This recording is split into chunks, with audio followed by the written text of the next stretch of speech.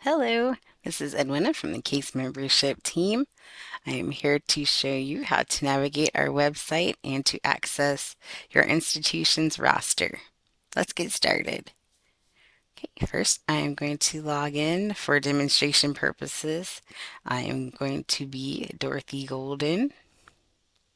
Dorothy is the designated secondary coordinator for Guest University. So we're going to log in. It may take just a second. Okay. Now I'm logged in. To tell I'm logged in, you will see this log out button right here. To access the roster, we're going to click this blue My Account button. This will take you to your case profile.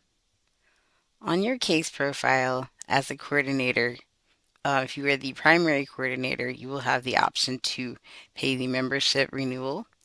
This feature is available when your institution is up for renewal within the renewal period. You'll also be able to access your contact information if you have a new title or a new phone number, email address, what have you. You'll be able to update those things here.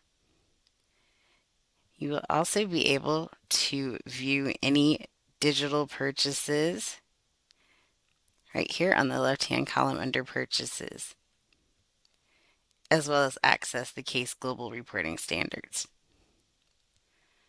Okay. To get to the roster, we are just going to click the tab here that says roster.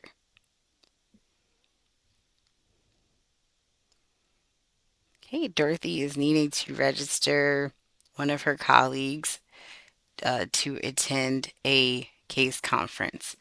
Any person you are needing to register will need to be on the membership roster for your institution.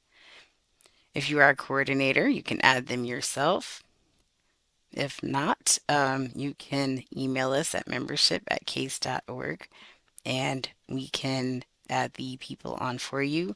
In order to do so, we will need the person's name, title, and email address.